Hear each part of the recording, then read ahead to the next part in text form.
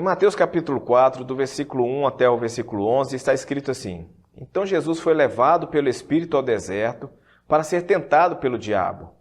Depois de jejuar 40 dias e 40 noites, teve fome. O tentador aproximou-se dele e disse: Se você é o Filho de Deus, mande que essas pedras se transformem em pães. Jesus respondeu: Está escrito, nem só de pão viverá o homem, mas de toda palavra que procede da boca de Deus. Então o diabo o levou à cidade santa, colocou na parte mais alta do templo e disse: Se você é o Filho de Deus, jogue-se daqui para baixo, pois está escrito, Ele dará ordens aos seus anjos a seu respeito, e com as mãos eles o segurarão, para que você não tropece em alguma pedra.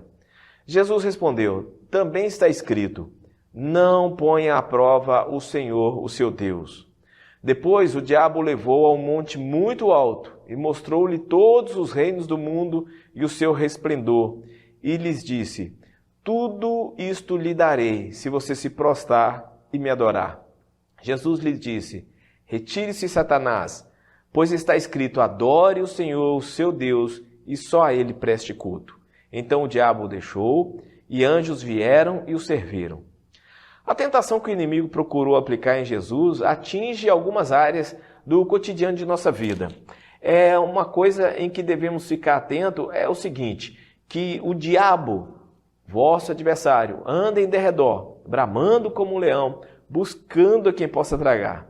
Por isso que o apóstolo Pedro avisa, sede sóbrios e sede vigilantes. Na internet a gente lê algumas frases de lacrações, gospel, né, do tipo assim, Adão caiu no jardim, Jesus venceu no deserto e por aí vai. Mas o que devemos perceber é que o diabo irá tentar fazer você sair da presença de Deus, não importa onde você esteja. Se você está no paraíso, sendo abençoado de todas as formas, este é o aviso, fica vigilante. Você pode estar no deserto, passando por momentos terríveis, e o aviso é o mesmo, sede vigilante.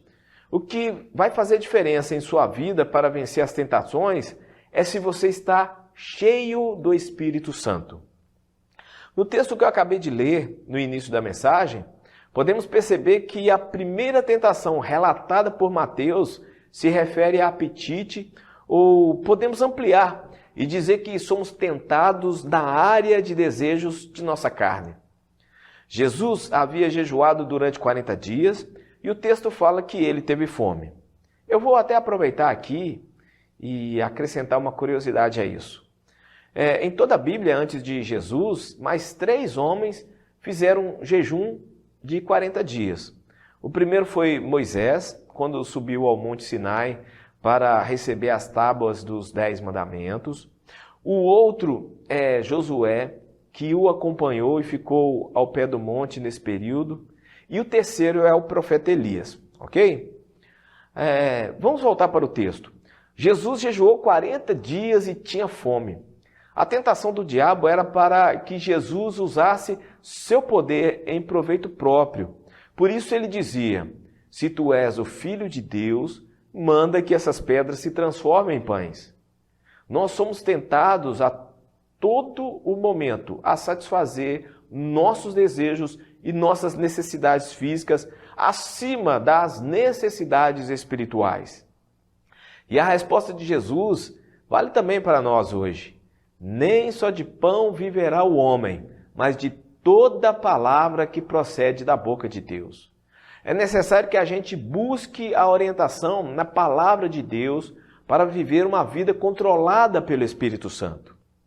Quando Jesus cita a Bíblia para o diabo, ele usa a mesma estratégia.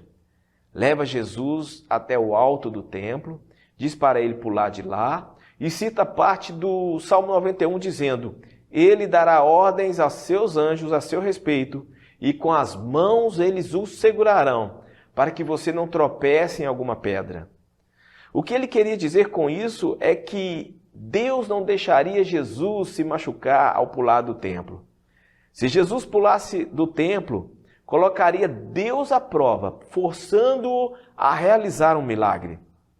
E o que o diabo queria e ainda tenta colocar na cabeça das pessoas nos dias de hoje é que Deus só é Deus, ou Deus só existe se livrar as pessoas do sofrimento e do perigo. E as coisas não são assim. A nossa confiança tem que estar depositada no Senhor, mesmo quando estamos vivendo uma vida de sofrimento. A fé nos faz perseverar em tempos difíceis. Na terceira tentação, Satanás oferece a Jesus todos os reinos do mundo se ele o adorasse. O inimigo tentava Jesus a não precisar passar pelo sacrifício da cruz. Se formos contextualizar a tentação do diabo hoje em dia, ele oferece poder, riquezas, sucesso, quando a pessoa coloca essas coisas em primeiro lugar em sua vida e acima de Deus. Muitos têm esfriado a sua fé, achando que a vida é somente isso. E qual deve ser a nossa resposta a esse tipo de oferta? A mesma do Cristo. Vai-te, Satanás, adorarás somente ao Senhor teu Deus, somente a Ele darás culto. Quantas pessoas atrás de fama, riqueza, poder têm perdido tempo que deveria ser investido em relacionamentos? Quantos perderam a alma, a sua essência de ser humano e já não valorizam o seu próximo? Quantos nessa busca desenfreada perderam a vontade de servir a Deus? Por isso é mais do que necessário que nos atenhamos à sua palavra. A palavra de Deus nos instrui e nos guarda de todo mal. Como está escrito no Salmo 119, versículo 105, lâmpada para os meus pés é a tua palavra e luz para o meu caminho. E para terminar, vamos responder a pergunta: como Jesus venceu as tentações do diabo? Ele venceu as tentações através da palavra de Deus e guiado pelo Espírito Santo. Que possamos fazer o mesmo, vivermos aprendendo e cumprindo a palavra e sermos cheios do Espírito Santo. Receba essa mensagem em nome de Jesus.